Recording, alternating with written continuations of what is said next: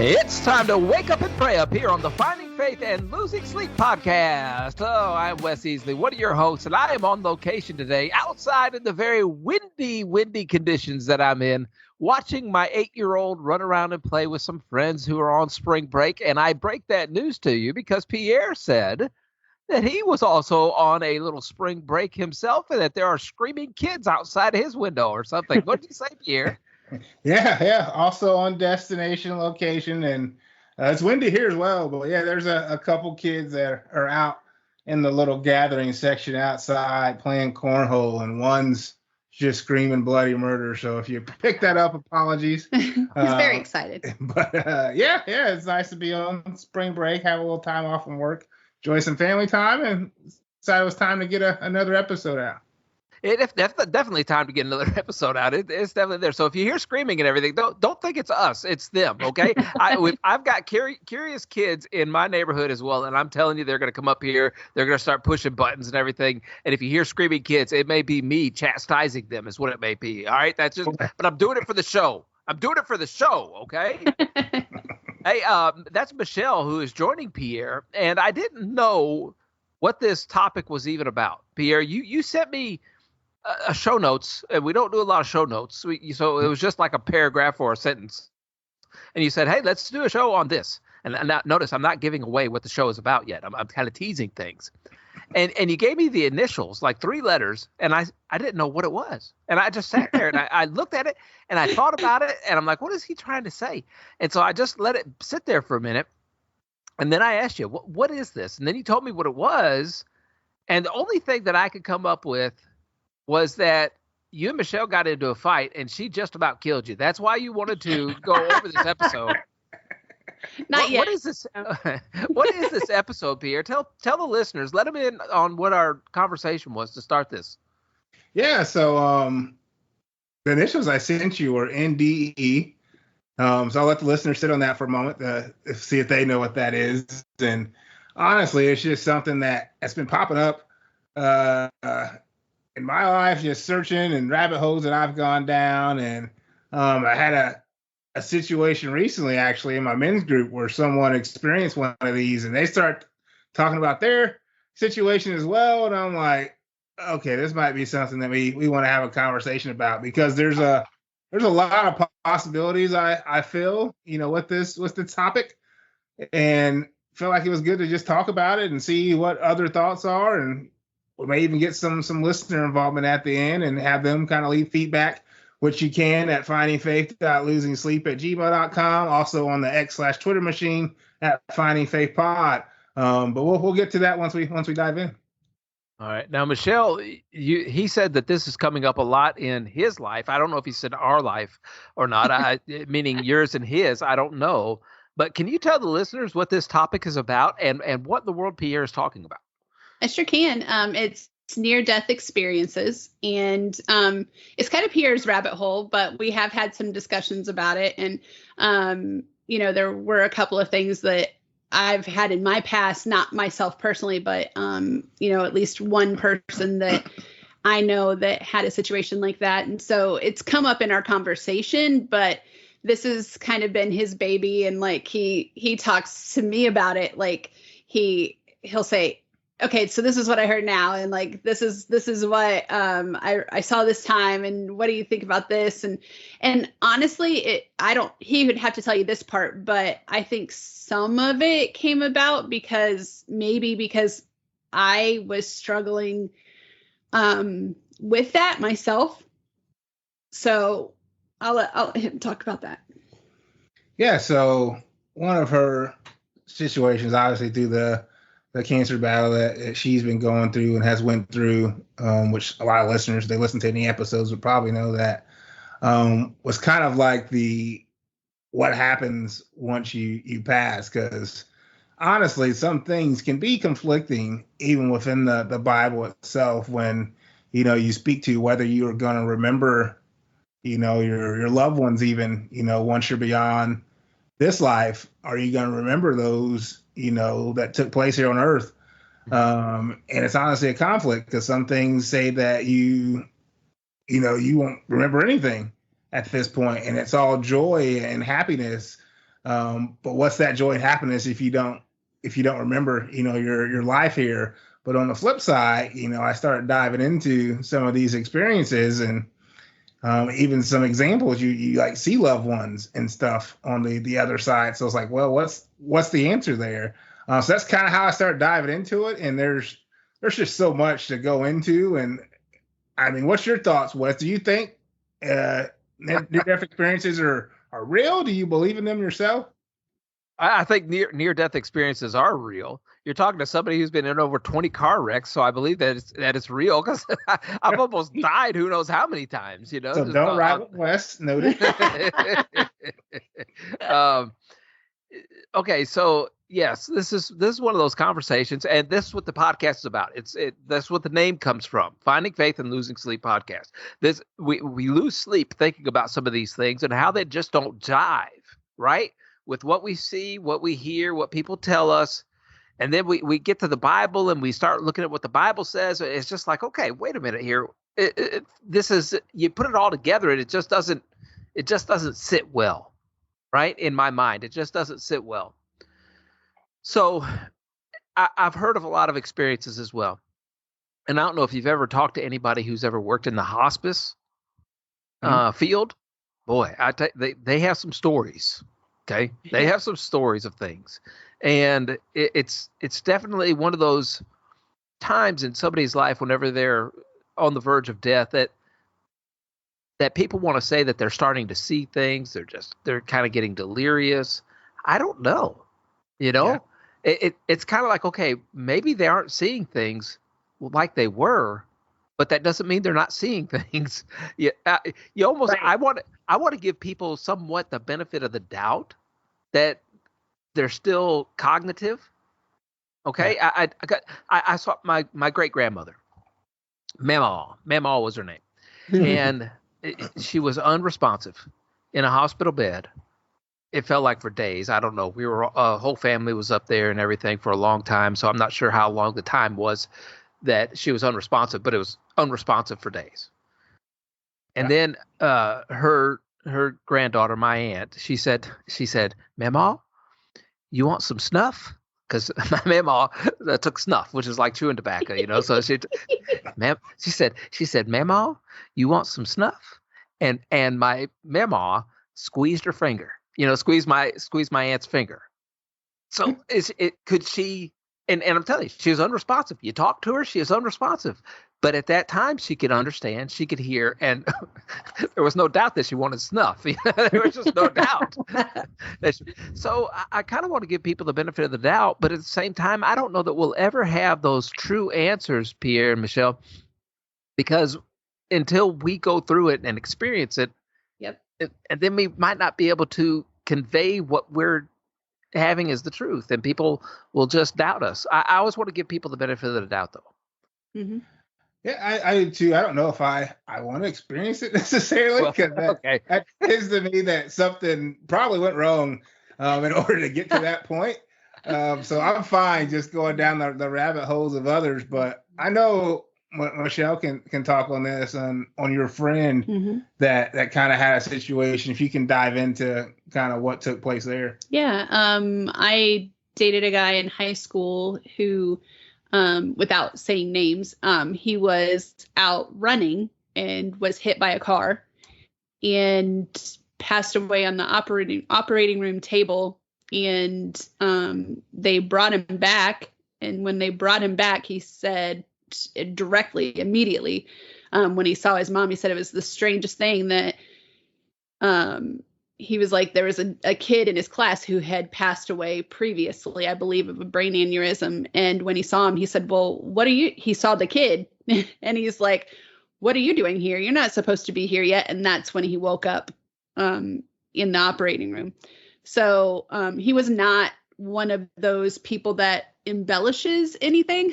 He was pretty straightforward and just, matter of fact. And so I didn't have any reason or don't have any reason to not believe what his mom said. And, it's just, he was pretty shaken by that. And I can't say that I know what his faith level was or what his parents' faith level was. So at that time in my life, it wasn't really about a faith journey, so to speak, but more so just like, wow, like, so, the fact that he saw somebody that he knew, and then when the kid said, hey, you're not supposed to be here yet, it's not your time, that's when he wakes up. So I had told Pierre about that, and that was just one of the conversations that we'd had.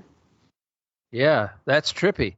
See, I like these kind of things because it's the only category I could put this stuff in is like ghost stories. You know what I mean? Like, and I'm not saying that man's experience, that boy's experience was a ghost story or anything like that, but that's just how that's the box I have to put it in. That Right. I don't know. I wasn't there. Yep. I've heard the story, and the people telling the story are just, you can see it in their eyes. They believe it. They know it's as right as rain. So like that's fact to them. Yeah. Yeah. Yep. And so I that's what I mean about wanting to give people the benefit of the doubt. And I don't want to discredit, oh, they're crazy. Oh, they're just delirious. Now, right. But I will say that at the same time, I know myself. Mm-hmm. If I'm in a dream state, if I'm dreaming, asleep or whatever on the sofa or in the bed at night or anything like that, and then you have one of those dreams where you're doing something, right? You're just doing something in the dream, and you wake up, and that something is right there in front of you almost.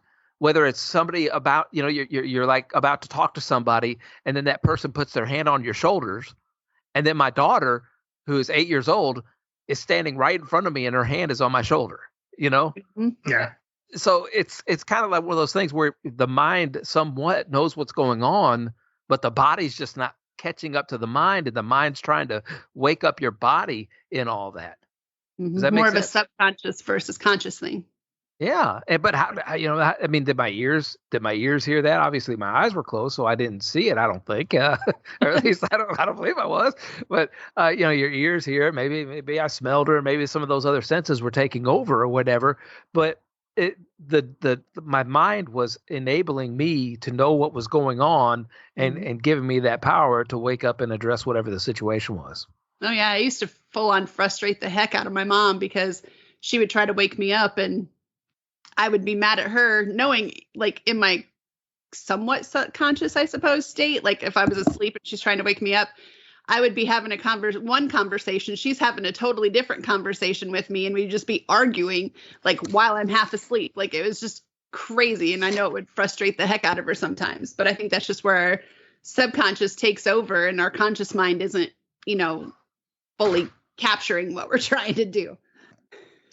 I don't know if I had those conscious or subconscious moments myself, but I know the experience that I recently kind of set in on was a member of my men's group, and again, I won't name names either, but something I also noticed that takes place a lot in the near-death experience rabbit holes I come across are like out of body type of experiences. Mm-hmm. And I hadn't talked to this guy. He was actually newer to our group at the time, and he actually told us on his own, a story that he basically tried to take his life a few years back. Took some sleeping pills. I believe he said it was 162 sleeping pills at once. He said he knew it because he went out to get as many that he could afford at the time with a goal in mind of taking his life.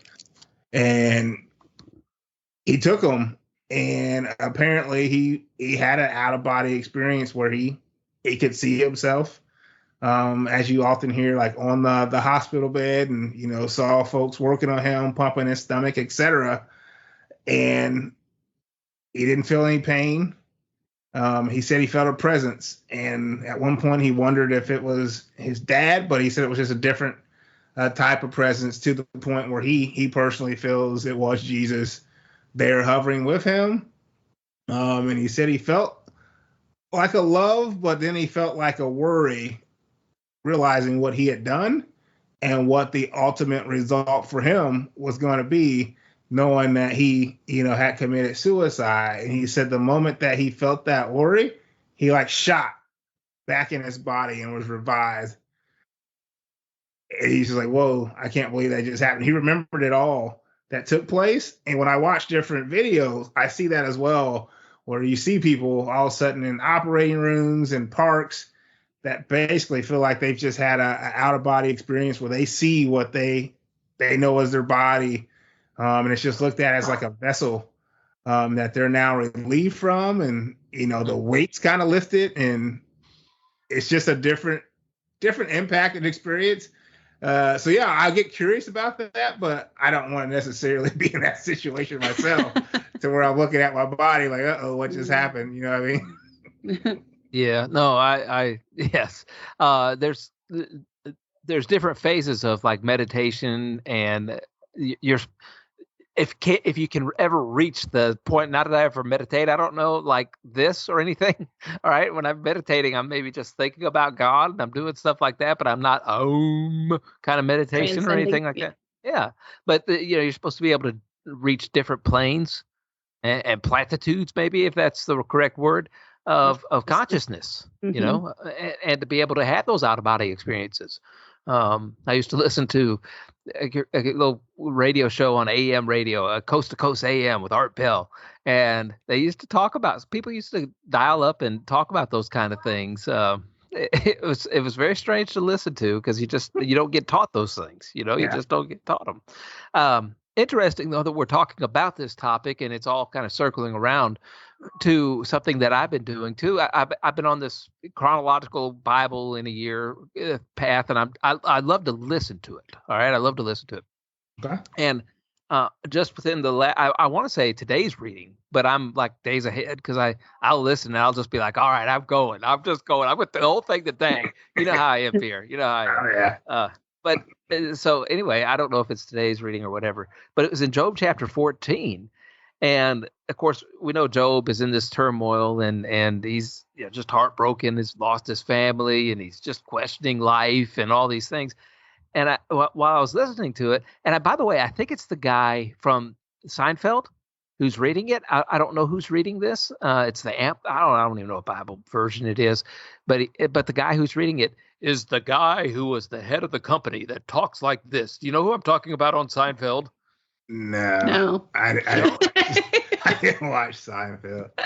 He's got the blonde hair. He's like the CEO of the company, and he goes on all these hunting excursions and stuff. I haven't watched Seinfeld in years, but I just remember the guy. He talked like this, and so as he's reading the Bible, I'm like, oh, this is so cool. As he's just reading it. Maybe I'll try to do his impression of him reading the Bible. How frail is humanity? How short is life? I can't do it. How full of trouble. We blossom like a flower and then we wither. Like a passing shadow, we quickly disappear. You must keep an eye on such a frail creature and demand an accounting from me. Who can bring purity out of an impure person? No one. You have decided the length of our lives. You know how many months we will live, and we are not given a minute longer.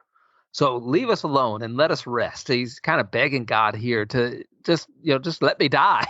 Quit messing with me. That was just Job's mentality at this point. But I was thinking about how he definitely didn't believe in reincarnation whenever I was listening to Job chapter 14, because he's like, once you die, it's over. It's done. And I think about those kind of rumors, speculations that we hear a lot. And I'm not saying what Job said is gospel. Okay. Job was a man and he was going under some severe duress at this point. And I'm not saying he was being prophetic. I'm not telling anybody that he was explaining the ways of the world and the ways of the afterlife to anyone. I'm just telling you what his opinion was. And in Job chapter 14, we see that. And then he talks about you always overpower people and then they pass away. You disfigure them in death and send them away.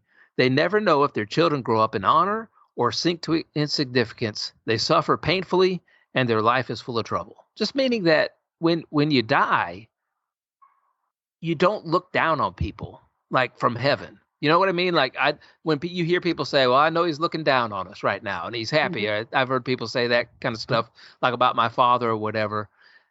Job obviously didn't think that, or maybe he didn't know that was the way it was going to be in life after death or anything. He just didn't know. So I just thought that was interesting that we're talking about this, and I was thinking about all these different rumors and speculations that people have that keep people up at night.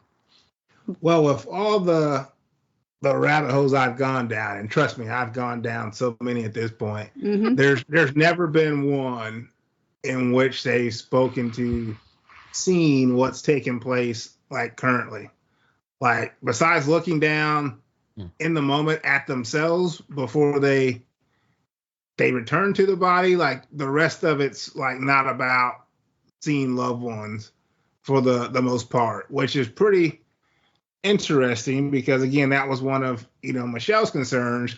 But when you think about there being like no pain. Mm-hmm. No sorrow, I feel like that would be you not getting a glimpse into the world unless you're in a state of a spirit where you simply can't, like it's impossible for you to feel those emotions. Like how could you look down at today's world, regardless of, what side of the world you're on, and see your family still, going through a sinful type of world and be in pain, sorrows, become deaf, other type of situations. How could you look down upon that and have joy still would be a question there. And that's what I truly struggled with. And I think that kind of kickstarted all of this is I was truly struggling with that whole thing. And like, I get it, because if you could look down and you see your family struggling, like you would be sad. And if you're supposed to be in a joyful state, that kind of contradicts what should be happening. At the same time, I still believe that God will allow signs, kind of like to say, to give us some peace while we're here, when we're questioning, if that person that we're thinking of is seeing us. And the reason I say that, first and foremost is, and I think I've talked about this previously, but way back when I was in high school, there was a boy that the first time I saw the back of his head, I knew my own name, I was going to marry him. And fast forward, we never actually got to date. And I felt it in my own being when he passed away. And it was shortly after I had graduated. And fast forward probably 20 years. And for a long time, that's kind of how, and here's a bizarre little fun fact. The day he died is actually Pierre's birthday, and also the day Olivia was due. But I for a long time, I thought about him every day. And it was like, okay, well, if there was one person for me, now what now? And if that's the fact, am I just settling? And like, that was always kind of the thought in my head. And for many years, I thought about him constantly. Even when I was in a relationship, I just mourned that loss. And when Pierre came in my life, it was more few and far between. And I would go days and then weeks and maybe have a thought. And then it was months. And one day in particular, Olivia was, I don't know, maybe 2 or 3. It had been a while since I'd thought about him, and I was driving home from work, and I just was struggling. Like, why am I feeling so heavy about this today? And I didn't want to bring that into the house with me, but it was just kind of still on my mind. And all of a sudden it dawned on me, like, I just don't know if he's in heaven. I think that's what's bothering me. I don't know where he went. I don't know what that relationship looked like. And so I just kind of said a prayer sitting there, and I was like, okay, God, I think I can let this go if I just know that he's with you. Like, can you just give me a sign? And at his funeral, they had played Cats in the Cradle because his father had passed away previously.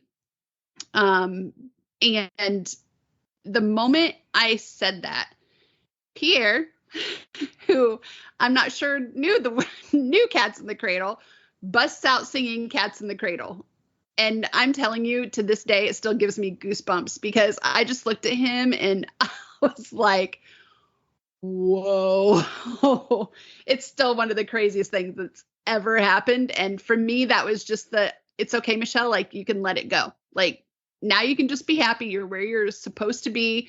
You know, I can work all things for good. This is where you were meant to be in the first place. But having him break out in that instant, and he just was like, you look like you've seen a ghost. And I'm like, kind of feel like I have. Like, and that's why I like you, Michelle, because you have a lot of ghost stories. I'm just gonna be honest with you. Right? You freak me out sometimes. Okay. I don't know if that's good for Pierre. I don't know. I had one as well, and I think I talked about it. So when I heard of my mom's passing, we were in Cincinnati. We had just taken in a Cubs and Reds game the night before, and so the first time back to Cincinnati since that had happened was a Packers and Bengals game that we were going to for Michelle, and it was just tough feelings, knowing the surroundings of the stadium, knowing which hotel I was at when I got that call in the morning. So it was just kind of an uneasy feeling, and walking into the stadium, there's a song by Chumbawamba, whatever they're called, Chumbawamba, called "Tub Thumping," that my mom used to love just because it had vodka drink in there. She loved vodka, and that was her. You take a whiskey drink, you take a vodka drink, and it talks about getting knocked down, getting back up again, which was kind of her fighting song, so to speak. And so I'm like, okay, it's really odd that this song's playing as soon as we're walking into the stadium. It's an older song for one, and this was just a couple years ago that took place. I'm like, all right. Well, I just kind of brushed it aside. Leaving, so walking out the stadium after the Packers had won in like overtime, there's this street musician with like a saxophone playing, and he's not playing anything at the time that we're walking. Like, I can see him. He's just kind of setting up. And as soon as I walk up by him, he starts to play the Flintstones on his saxophone. And I'm like, all right, you got to be kidding me now, because that was my mom's favorite cartoon. And again, he wasn't playing anything whatsoever. And the moment I got like right in front of him, it starts to doo doo doo. And I look back at Michelle, and she just kind of acknowledged the fact that it was playing. And I'm like, now what are the odds that I hear a song going in, and I'm like, yeah, it's just a song. I hear a song coming out, and it's the Flintstones, which hasn't aired and I don't know how long.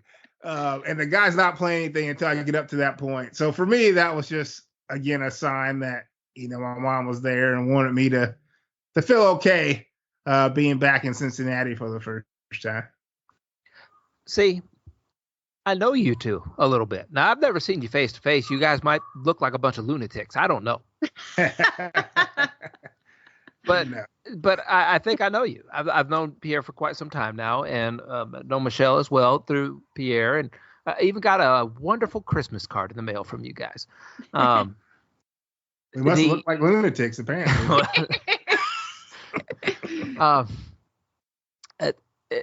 So that's why I want to say, you guys aren't crazy.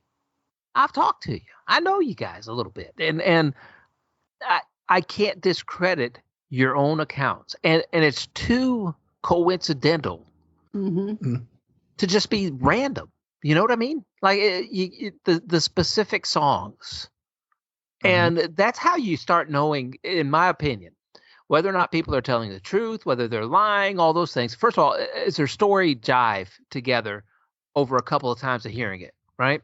Right. And I've heard your story a couple of times, Michelle. I think, like you said, you've talked about it. Now, Pierre, I'm not sure that you've ever talked about that story in depth like that with me or anything. But I remember details, and you guys were both telling specific details, using names, using locations, not just some random off the cuff kind of facts, or Right. pretend facts. So that's how you kind of tell whether or not people are telling the truth or whether or not they're lying. And that's why I would want to give you guys the benefit of the doubt that, wow, what they experienced is real, and what they went through is real.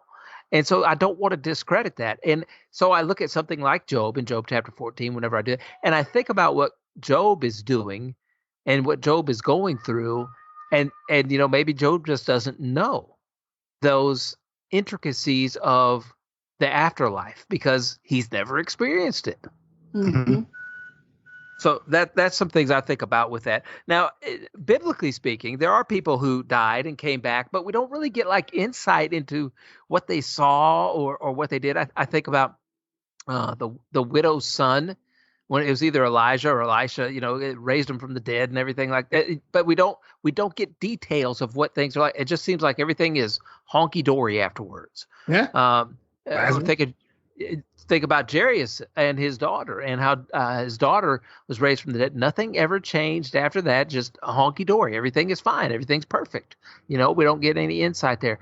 But Pierre, you brought up one, and I have one too. Whenever Paul starts writing about his time, I guess, in 1 Corinthians chapter 12, right? Mm-hmm.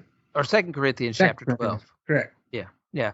Whenever he talks about the thorn in the flesh, and he goes through that incident with him, and it seems like he had some, being called up into a third heaven, right? And it just like out of body experience, maybe on a different plane. Am I going to say that Paul was nuts and discredit everything else he said? Well, is he a lunatic? He doesn't know what you're talking about. Well, that guy's crazy, I can't do that. And then still count all of his other writings as things I need to live by. Well, I think that's what kind of prevents some folks from telling their truth, is they don't want to come off like they're crazy or a lunatic. And I mean, you'll see it. So I tell Michelle this. So if you go on like YouTube and you watch a bunch of NDE videos, you're like, okay, who's being real? Who's in it for like their 15 minutes of fame? But what do I tell you pulls me to that even more? He'll always say that it's when it's not necessarily the people that are in the videos, but like the people commenting, because they're not in it for anything. It's the comment. He typically goes to the comment section and kind of goes through those, because those people aren't the ones that are like necessarily putting their videos out there, like for their like quote unquote 15 minutes of fame. It's more of, this is what I experienced or whatever. They're not looking for They views. don't have a reason other than that to do it. Yeah. No views, no clicks. Or just, hey, thanks for sharing. Let me share in front of a much lesser audience with nothing uploaded. And there's tons of them. Like there's so many that take place. You're like, I mean, what are the odds that all of these experiences are just made up? To me, that's slim to none. And you'll see like folks say, I don't really share this because I don't want people to think I'm crazy, or, I try to tell my family and they thought I was nuts.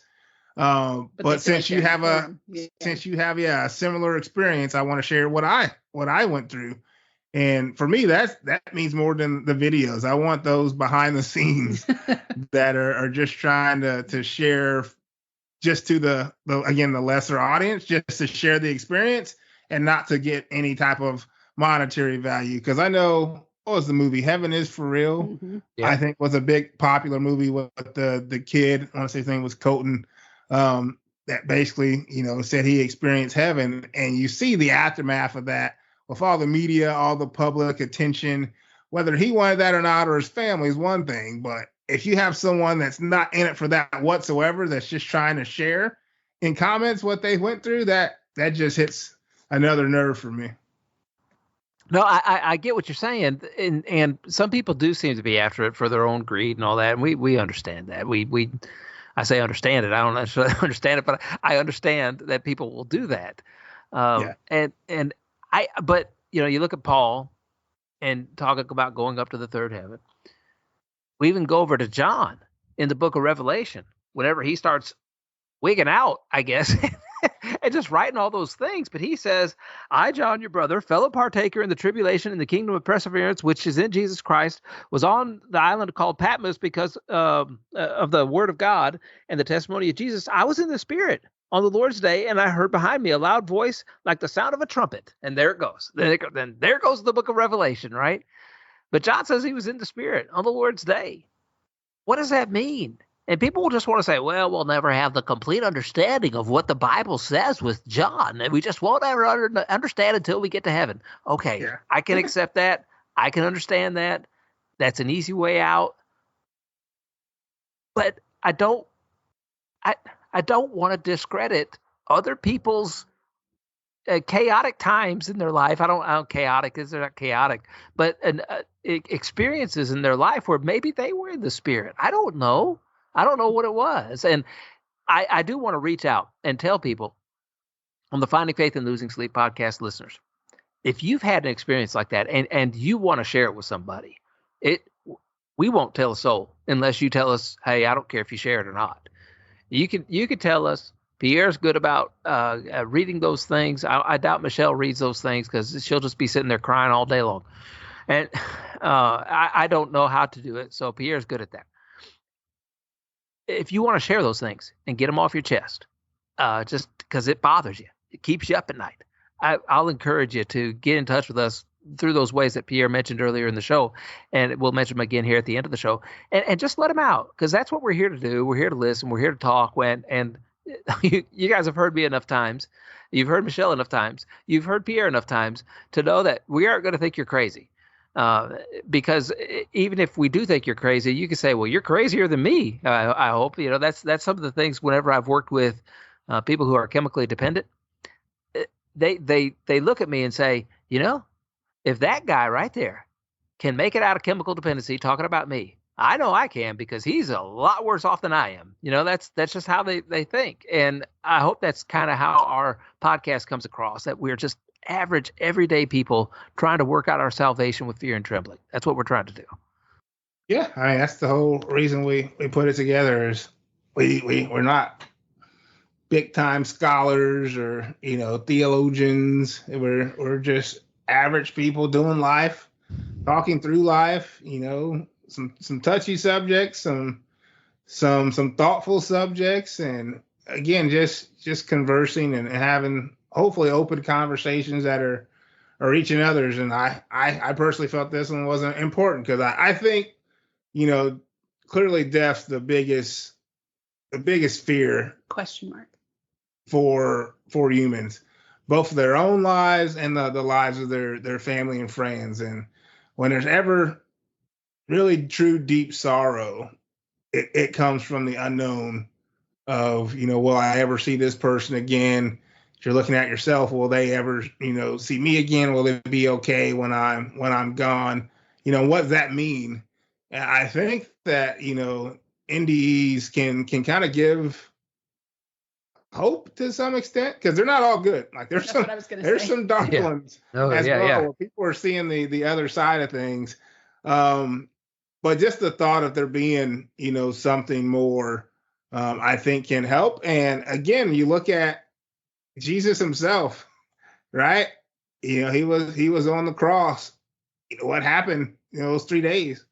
You listen to some of the biblical scholars, they believed, he went down and, into hell and took the keys from, Hades himself, is what some believe took place in his own afterlife. Then he came back, resurrection, which we'll be celebrating here in a few days. So, I mean, it's always been a thought, I think, on many minds.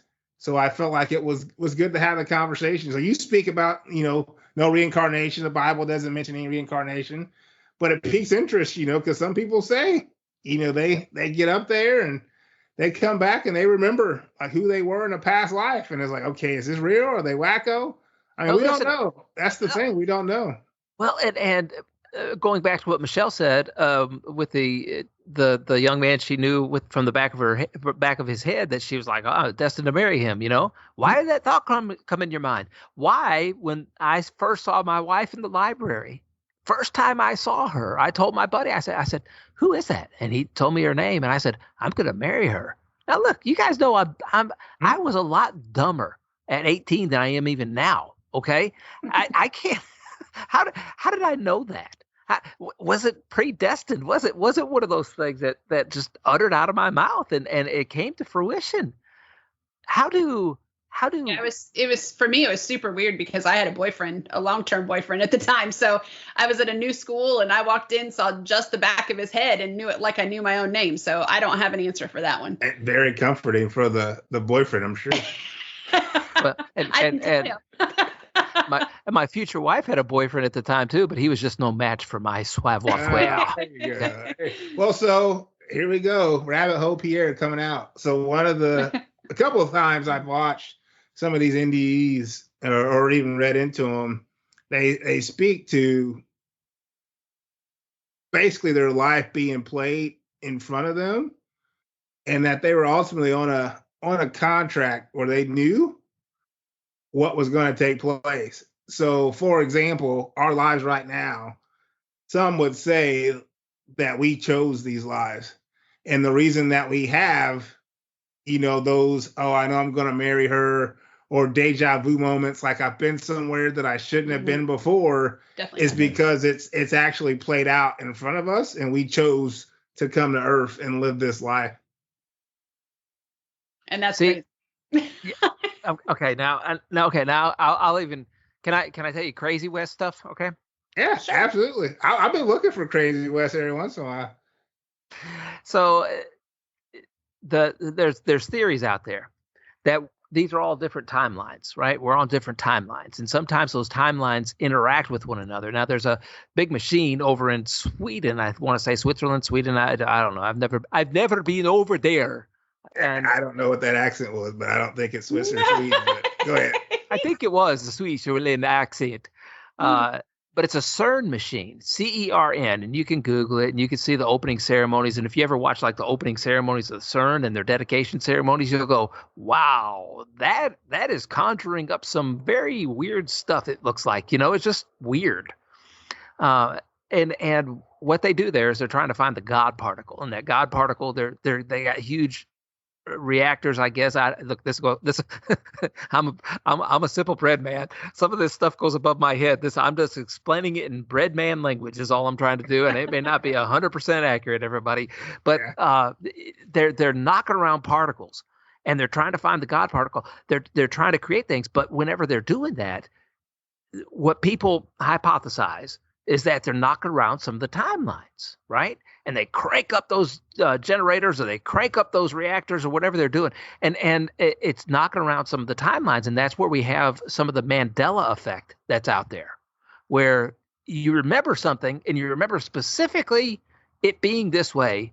But now, thanks to Google, where we can go back in time, right, and look at it, and it's not that way, but yet you're positive it was that way, like the way GIF was spelled, or whether or not the whole thing is Mandela died, and everybody remembers Mandela dying, but then he died again, and everybody's like, wait a minute, I thought he already died, and he didn't. He didn't die. He was in the hospital, I believe it was, near death, but everybody remembers him dying, and then he didn't die for like 8 years later. I may not know the exact time.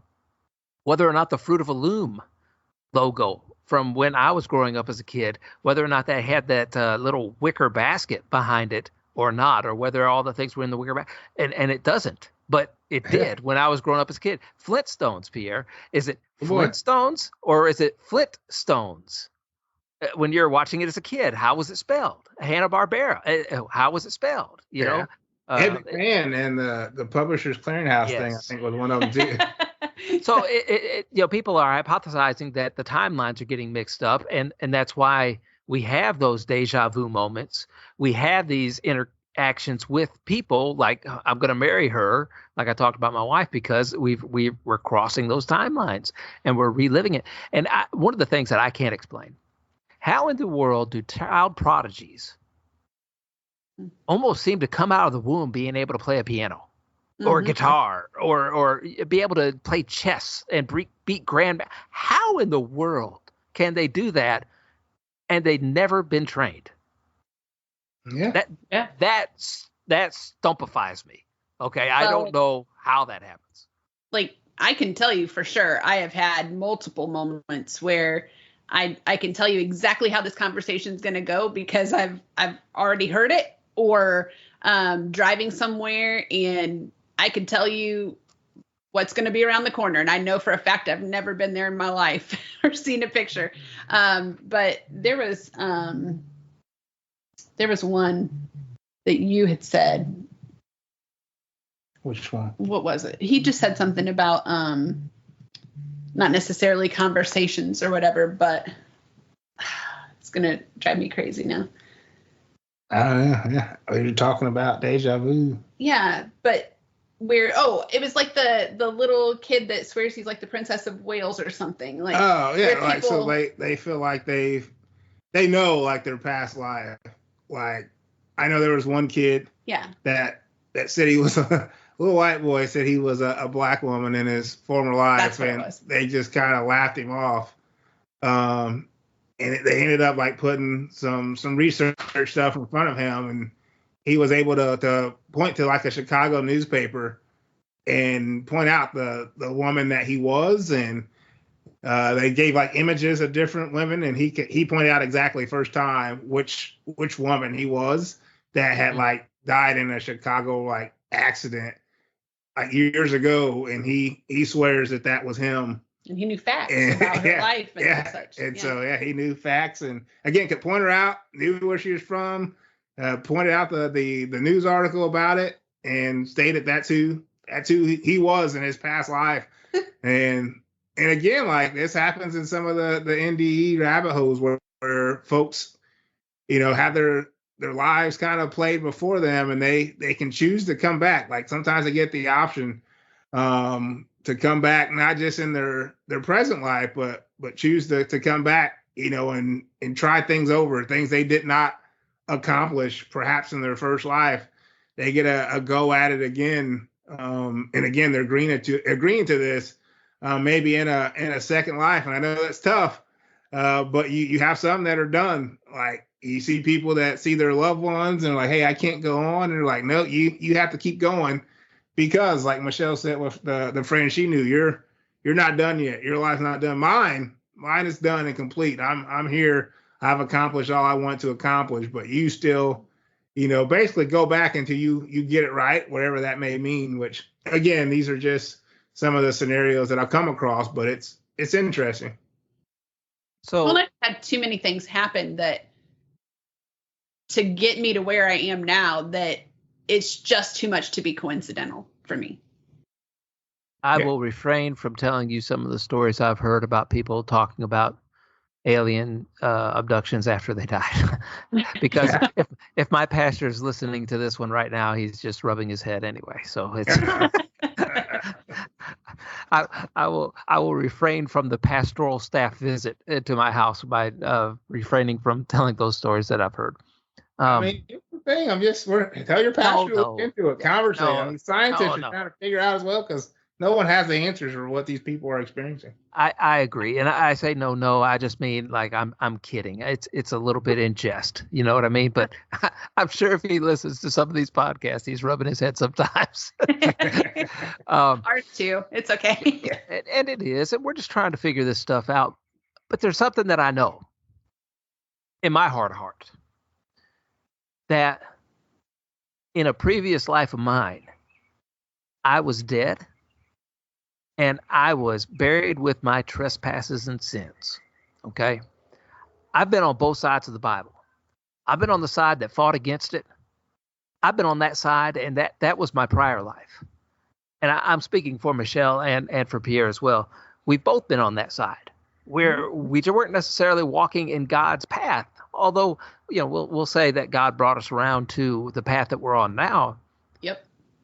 But we also see on the other side of that Bible, where when you believe, when you try wholeheartedly, with a genuine pure spirit, to carry out those commands that he's encouraged you to do, not for his good, but for your good and for his glory in other people's eyes by spreading that goodness.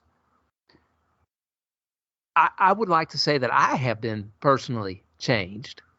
I have had a near-death experience where my old self was dead. I've been buried. I have been resurrected into a new life through baptism. That's what I've been. I am now walking as a new man, and I'm proud of that guy. And I can see who that is, and I can see who my past self was. And so, Pierre, Michelle, you got to take a minute, because it is Easter Sunday right around the corner here. Mm-hmm. And people, our listeners, I got to ask you, are you ready? We don't know 100% for certain, because if you pinch yourself right now, you'll know you're awake. you would know you're here. But we don't know what's on the other side. I know the Bible is true with my heart of hearts because I've seen how life doesn't work without it. And I've seen how life works with it.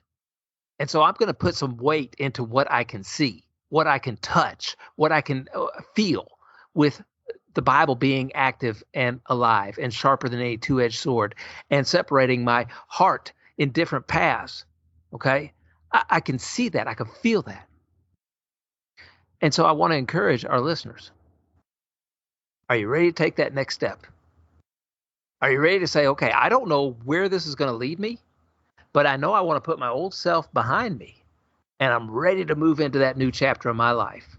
I'm gonna trust in God. Whatever Michelle, Pierre, and Wes are saying and talking about God, I'm gonna trust in that same God, and I'm gonna start living my life for Him, because I don't want to face the afterlife, not knowing what's coming, but knowing that the Bible tells me if I don't put my faith and my trust in Him, it ain't good, right? Is that the Southern person coming out to me? It ain't good. Yeah, but, very, very well said. And that's what I want to do. It's something to think about on this Resurrection Sunday, because I truly believe that Jesus died, He was buried, and He was raised to walk a new life, right? And the reason why I believe that is because people believed it during the time that He was alive, and they gave their lives up for that truth that they believed. They were threatened. You either tell us the truth or you're going to die. Tell us Jesus stayed in that tomb or else we're going to kill you. And they said, how can we tell you that? We saw Him with our own eyes. We know He's alive. And then they killed Him. They killed the people who confessed those things. And that is such a big testimony to me. So I'll just encourage the listeners to do that, Pierre. Michelle, if you didn't mind me saying that. Not at all. I think it's perfect, Wes. I agree. I don't think we have enough faith to be an atheist. I like that. Pierre, tell everybody how to get in touch with us again. If they want to share any of their experiences or their stories or anything they just want to get off their chest, by all means, we are in open. We'll be happy to listen. Yes, contact us. The outreach over at findingfaith.losingsleep@gmail.com. Also on the X/Twitter machine @findingfaithpod. Very good. Thank you, Pierre. Michelle, hey, you guys have a good Easter. There's one thing that you got to know for Easter. And if you're going to go to church, I think you got to know this. And I hope you guys know this. If I say He is risen, what are you supposed to say? You don't know? He is risen indeed. There it is. Okay, you've heard it before. I think I've quizzed you about that before. But yes, that is an old church tradition that's gone way back. And this Sunday, anyway, in my church, the pastor will say, He is risen. And the church will say, He is risen indeed.